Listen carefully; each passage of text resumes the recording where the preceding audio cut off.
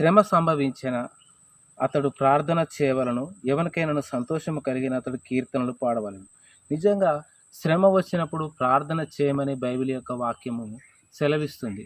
కాబట్టి శ్రమలో మనం ప్రార్థన చేయాలి. కానీ ఈరోజు పరిస్థితులు ఎలా ఉంటున్నట్టు, నాకు శ్రమ వచ్చింది కాబట్టి నేను ప్రార్థనకు రాను, శ్రమ వచ్చింది కాబట్టి నేను గుడికి రాలేను, శ్రమ వచ్చింది కాబట్టి నేను దేంట్లో పాల్గొనలేనని ప్రజలు అనుకుంటూ ఉంటారు. కానీ దేవుని వాక్యం సెలవిస్తుంది, మీలో ఎవరికైనా శ్రమ సంభవించినా అతడు ప్రార్థన చేయవాలి, ఎవరికైనా సంతోషము కలిగినా అప్పుడు కీర్తనలు పాడవాలని దేవుని వాక్యం సెలవిస్తుంది. అంటే కీర్తన అంటే మనము పాటలు పాడాలి, సంతోషంగా ఉన్నప్పుడు పాటలు పాడాలి.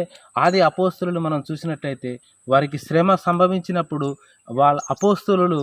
వారు జైల్లో వేయబడినప్పుడు పౌలు శీలలు వారు దుఃఖంలో ఉండి కూడా, వారు బాధలో ఉండి కూడా, వారు జైల్లో ఉండి కూడా, ఇరుకులో ఉండి ఇబ్బందులో ఉండి కూడా వారు కీర్తనలు పాడినట్లుగా మనం చూస్తున్నాం.